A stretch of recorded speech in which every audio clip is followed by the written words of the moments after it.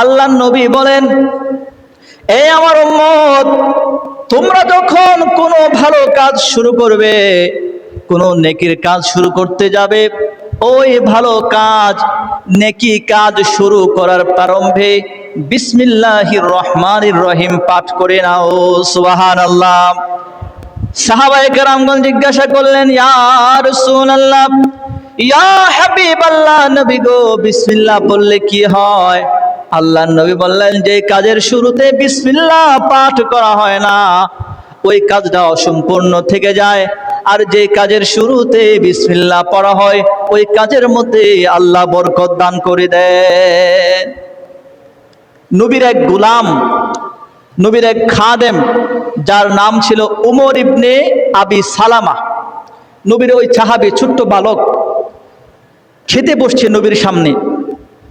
ছোট বাচ্চারা যখন আমাদের সাথে, বাবাদের সাথে খায়, মুরব্বীদের সাথে খায়, তারা কিন্তু মুরব্বীদের মতো সুন্দরভাবে খাইতে পারে না। একবার সামনে হাত দেয়, ডানে হাত দেয়, বামে হাত দেয়, উল্টো পাল্টা করে খায়, কিছু ফেলে দেয়। আল্লাহর নবী নবীর ওই খাদেমকে বলল, হে ওমর, সাম্মিল্লাহ ওয়াকুল বিয়ামিনিক ওয়াকুল বিমা ইয়ালিক। বলুন না সুবহানাল্লাহ। নবী বললেন, ও আমার খাদেম ওমর, তুমি উল্টো পাল্টা খেও না। খাবার শুরু করার আগে তুমি বিসমিল্লাহ পড়ো, ডান হাত দিয়ে খাবার খাও, তোমার সামনে যে খাবারটা আছে এই খাবারটাই তুমি আগে শেষ করো। সুবহানাল্লাহ। কত সুন্দর আদব আমার নবী শিক্ষা দিয়েছেন, কত সুন্দর সিস্টেম আমাদের শিক্ষা দিয়েছেন। আমরা মাঝে মধ্যে আমাদের ফ্রেন্ড সার্কেল, বন্ধু বান্ধবরা যখন একত্রিত হই, ধরেন বিশাল একটা ডিশের মধ্যে 6 জনের খাবার দিল, তো নিয়ম কি, যার সামনে যেই খাবার আছে সেটা সে খাবে। কিন্তু মাঝে মধ্যে এমন হয়, আরেকজনের সামনে যে খাবারটা আছে এটা দুষ্টুমি করে নিয়ে নেয়। কিন্তু নবী বলছে যে না, এটা সুন্নত নয়, এটা আদব নয়। আদব হলো তোমার সামনে যে খাবার আছে সেটা তোমাকে আগে শেষ করতে হবে, ডান হাত দিয়ে খেতে হবে। অন্যের খাবারে, অন্যের জায়গায় তুমি হস্তক্ষেপ, ইন্টারফেয়ার করতে পারবে না। নবীজি সাল্লাল্লাহু আলাইহি ওয়াসাল্লাম উম্মতের মনের খবর জানতেন। যেটা আমরা দেখতে পেতাম না, নবীজি দেখতে পেতেন। যেটা আমরা শুনতে পাই না, নবীজি সেটাও কি করতেন? শুনতে পেতেন। আবু দাউদ শরীফে একটি হাদিস এসেছে, রাসূল সাল্লাল্লাহু আলাইহি ওয়াসাল্লাম একদিন খেতে বসলেন, নবীজির সামনে আরেকজন ব্যক্তি খেতে বসছে। খাবারের শুরুতে উনি বিসমিল্লাহ বলে নাই, খাচ্ছে। খাবার যখন প্রায় শেষ, লাস্ট লোকমা বাকি আছে, ওই সময় ওই ব্যক্তির মনে পড়লো, হায়রে আমি তো বিসমিল্লাহ পড়ি নাই। এই কথা মনে পড়তেই সে পড়লো, বিসমিল্লাহি আউওয়ালাহু ওয়া আখিরাহ, আমি শুরুতে এবং শেষে আল্লাহর নামের স্মরণ করলাম। আল্লাহর নবী সাল্লাল্লাহু আলাইহি ওয়াসাল্লাম তার জবান থেকে এই বাক্য শুনে নবীজি বললেন, ও আমার সাহাবীরা, তোমরা শুনে নাও। এই ব্যক্তি যখন বিসমিল্লাহ না বলে খাবার শুরু করছিল, খাবার খাচ্ছিল, তার সাথে শয়তানও খাবার খাচ্ছিল। যখন এই খাবার প্রায় শেষ মুহূর্তে সে বিসমিল্লাহ পড়েছে, সাথে সাথে শয়তান যে খাবার আহরণ করেছিল ওই খাবারটা বমি করে ফেলে দিয়েছে। বলুন না সুবহানাল্লাহ। কিতাবের মধ্যে এসেছে, একদিন দুইটা শয়তান ঝগড়া লেগে যায়। একটা শয়তান মোটা তরুতাজা, আরেকটা শয়তান হ্যাংলা, খুবই রুগ্ন। তো দুই শয়তান যখন বাদ বিতণ্ডে জড়িয়ে যায়, চিকন শয়তান মোটা শয়তানরে বলে, কি ব্যাপার, আমি এত চিকনা চাকনা, তুমি এত মোটা, হৃষ্টপুষ্ট, স্বাস্থ্যবান হইলা কেমনে? আবার মোটা শয়তান চিকনটারে জিগায়, আমি তো বুঝলাম এত স্বাস্থ্যবান হইলাম, কিন্তু তুমি তো নরমাল বডির চাইতে তোমার বডিটা আরো শুকনা, তুমি এত রুগ্না হইলে কেমনে? তো মোটা শয়তান, চিকন শয়তান বলে, আমি যে মানুষের সাথে আমি থাকি, ওই মানুষ আমাকে কোনো চান্স দেয় না। যখন সে কোনো ভালো কাজ শুরু করতে যায়, ভালো কাজের শুরুতে সে বিসমিল্লাহ পড়ে। যখন সে খাবার খাইতে যায়, খাবারের শুরুতে সে বিসমিল্লাহ পড়ে, যার কারণে আমি তার খাবারে অংশগ্রহণ করতে পারি না। আমি না খাইতে রুগ্না, হালকা পাতলা হয়ে গেছি। মোটা শয়তান বলে, আরে আমি তো তার বিপরীত, আমি এমন এক ব্যক্তির সাথে থাকি যেই ব্যক্তি খাবারের শুরুতে বিসমিল্লাহ পড়ে না, ভালো কাজের শুরুতে বিসমিল্লাহ পড়ে না, যার কারণে আমি তার প্রত্যেকটা খাবারে, প্রত্যেকটা জায়গায় আমি ইন্টারফেয়ার করতে পারি, খাবারে অংশগ্রহণ করতে পারি, যার কারণে আমি খাবার খাইতে খাইতে এত মোটাসোটা হৃষ্টপুষ্ট হয়ে গেলাম। অতএব আমরা মুসলিম, নবীর আদর্শের অনুসারী আমরা, আমাদের উচিত প্রত্যেকটা ভালো কাজের শুরুতে বিসমিল্লাহ পাঠ করা। হযরত উমর ইবনুল খাত্তাব রাদিয়াল্লাহু আনহু যখন খেলাফতের আসনে সমাসীন ছিলেন, অর্ধ পৃথিবী যিনি শাসন করছিলেন, ওই সময় রোম থেকে ওনার কাছে একটা চিঠি আসে। চিঠির মধ্যে রোমের যে সম্রাট, তার নাম ছিল কায়সার, তিনি একটি পত্র পাঠায়, লেখেন যে ও খলিফা ওমর, দীর্ঘদিন ধরে আমার মাথায় প্রচণ্ড ব্যথা অনুভব করছি।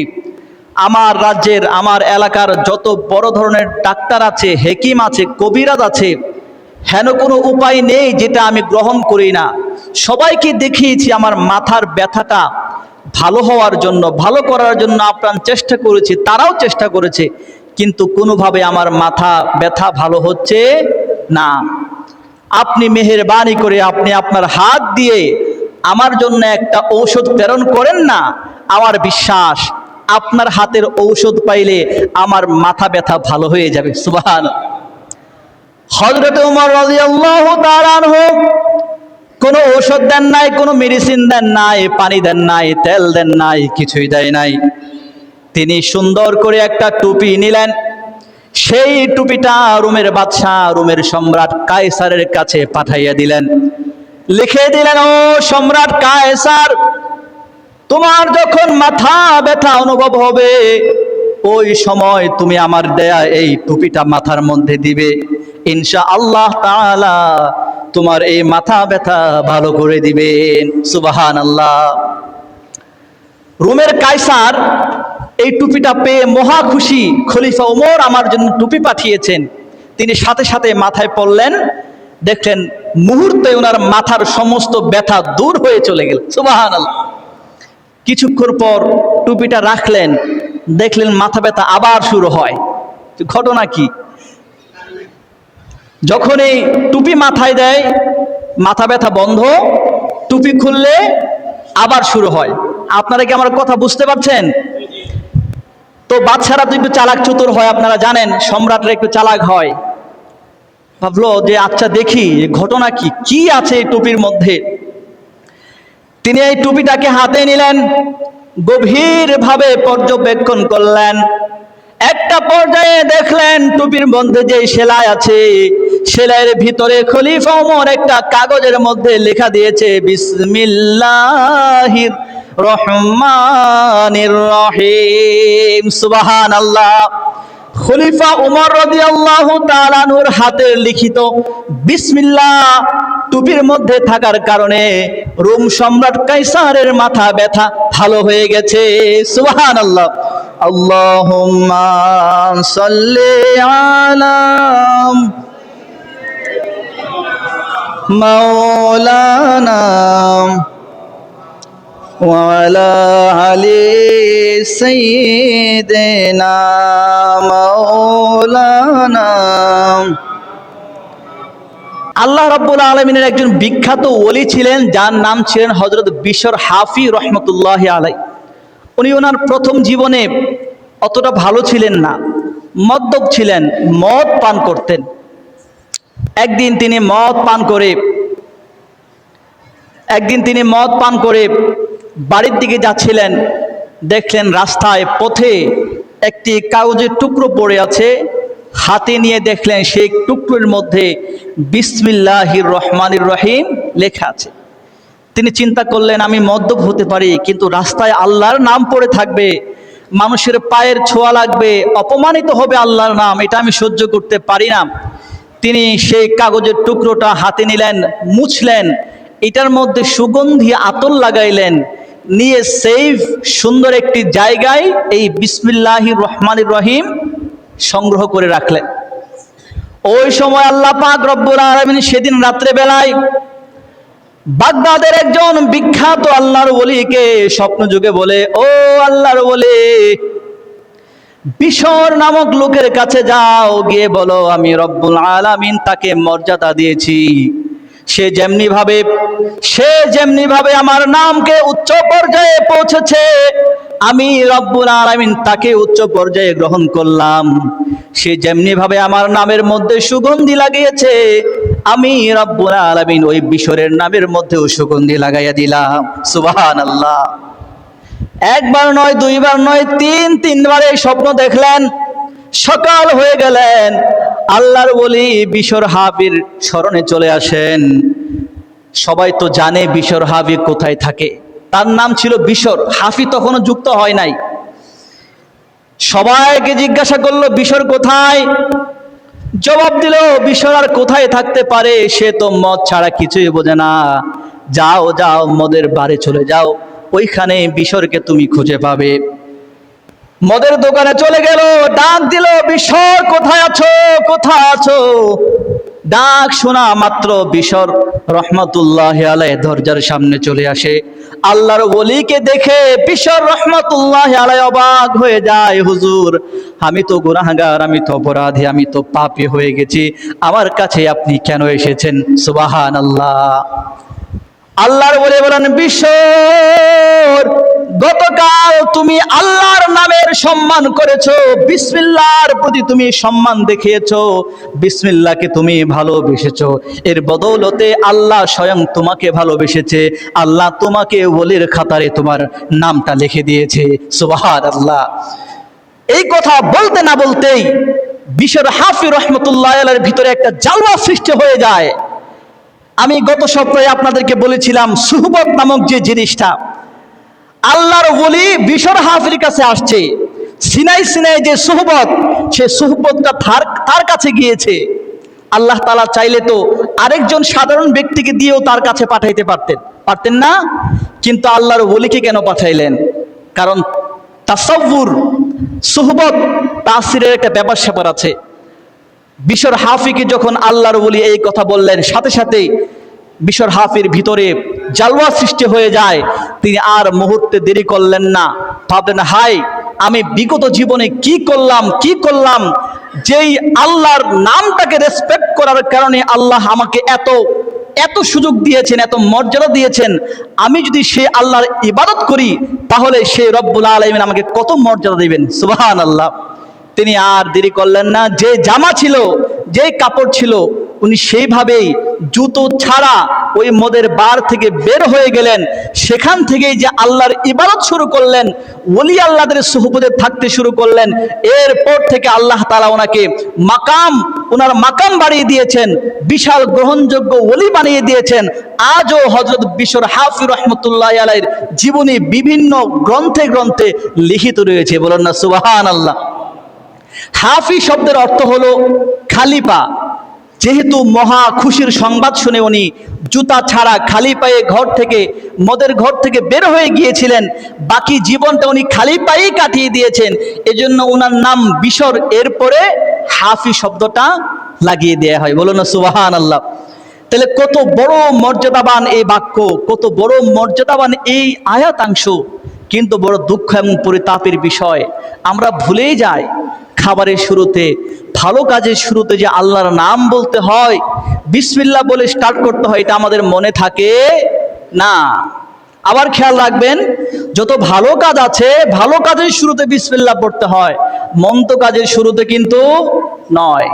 তিনটা কাজ আছে, তিনটা কাজের শুরুতে কেউ যদি স্বেচ্ছায় সজ্ঞানে বিসমিল্লাহ পড়ে, ওই সময় এই বিসমিল্লাহ পড়া তার জন্য কুফরি হয়ে যাবে। বলুন না নাউজুবিল্লাহ। মদ পান করার সময় কেউ যদি মদ খায়, এর আগে যদি সে বলে মদ তো পান করতেছি, আল্লাহর নামটা নিয়ে নেই, আল্লাহ হয়তো আমাকে ক্ষমা করতে পারে, এই বলে সে বিসমিল্লাহ পাঠ করলো, মদ পান করলো, তাহলে ওই ব্যক্তি কি করলো? কুফরি করলো। তার ঈমান শেষ হয়ে যাওয়ার সম্ভাবনা আছে। জেনা করার আগে কেউ যদি বিসমিল্লাহ পড়ে, তার ঈমান শেষ হয়ে যায়। বিসমিল্লাহর প্রত্যেকটা অক্ষরের বিনিময়ে আল্লাহ তাআলা ওই পাঠকারীর জীবনে 4000 নেকি লিখে দিবেন। সুবহানাল্লাহ। একবার বিসমিল্লাহ পাঠ করার কারণে প্রত্যেকটা হরফের বিনিময়ে পাঠকারীর জীবন থেকে 4000 গুনাহ মাফ করে দিবেন। একবার বিসমিল্লাহ পাঠ করার কারণে প্রত্যেকটা অক্ষরের বিনিময়ে পাঠকারীকে আল্লাহ তাআলা 4000 মর্যাদায় উন্নীত করবেন। সুবহানাল্লাহ। তাইলে একটা লেটার, একটা হরফের বদৌলতে যদি আল্লাহ তাআলা এত সম্মান দেয়, তাইলে 19টা হরফ পাঠ করলে, পুরো বাক্য পাঠ করলে আল্লাহ তাআলা কত সওয়াব দেন। আমি হিসাব করে দেখলাম, কোন বান্দা যদি একবার বিসমিল্লাহ পাঠ করে, আল্লাহ তাআলা তার আমল নামায় ৭৬,০০০ সওয়াব লিখে দিবেন। একবার বিসমিল্লাহ পাঠ করলে আল্লাহ তাআলা তার জীবন থেকে ৭৬,০০০ গুনাহ মিটিয়ে দিবেন। একবার বিসমিল্লাহ পাঠ করলে আল্লাহ তাআলা তাকে ৭৬,০০০ মর্যাদা বাড়িয়ে দিবেন। সুবহানাল্লাহ। এজন্য আমরা কি বিসমিল্লাহ পড়তে চাই কি চাই না? হযরত মূসা আলাইহিস সালামকে আল্লাহ তাআলা একবার ওহী করলেন যে, হে মূসা, তুমি কি জানো আমি শেষ নবীর উম্মতদেরকে কি কারণে শ্রেষ্ঠত্ব দিলাম? মূসা নবী বললেন, আল্লাহ আমি তো জানি না। আল্লাহ রাব্বুল আলামিন বললেন, আমি বিসমিল্লাহির রহমানির রহিমের কারণে শেষ নবীর উম্মতদেরকে শ্রেষ্ঠত্ব দিয়েছি। বলুন না সুবহানাল্লাহ। বলে কেন? কারণ বিসমিল্লাহর মধ্যে আমি রব্বুল আলামিনের 3টা নাম আছে, এই 3টা নামের বদৌলতে আমি তাদেরকে শ্রেষ্ঠত্ব দিয়েছি। মূসা নবীর কাছে যখন এই ওহী নাজিল হয়, তার পাশে এক মূসা নবীর অন্ধ উম্মত ছিল। ওই অন্ধ উম্মত আর দেরি করলেন না, সাথে সাথে আল্লাহর দরবারে 2টা হাত তুলে দিয়ে বলেন, রব্বুল আলামিন, যে বিসমিল্লাহির রহমানির রহিমের ফজিলত এত বেশি, এত বেশি। আমি তো অন্ধ, আমি চোখে দেখতে পারি না, আমি চোখে দেখে হাঁটতে পারি না, খাইতে পারি না, আমার মাকে দেখতে পারি না, বাবাকে দেখতে পারি না, সন্তানকে দেখতে পারি না। যে বিসমিল্লাহির রহমানির রহিমের ফজিলত এত বেশি, আমি আপনার দরবারে ভিক্ষা চাই, বিসমিল্লাহির রহমানির রহিমের খাতিরে আমার 2টা চোখ ভালো করে দেন। সুবহানাল্লাহ। আল্লাহ পাক রব্বুল আলামিন মূসা নবীর উম্মতের দোয়া শুনে আর দেরি করলেন না, সাথে সাথেই মূসা নবীর উম্মতের 2টা অন্ধ চোখ ভালো করে দিলেন। সুবহানাল্লাহ। আল্লাহ পাক রব্বুল আলামিনের এই ক্ষমতা আছে নাকি নাই? জোরে বলেন, আছে নাকি নাই? এজন্য সেই ক্ষমতায় বিশ্বাস করতে হবে, ইয়াকিন রাখতে হবে, আল্লাহর নাম জপতে হবে।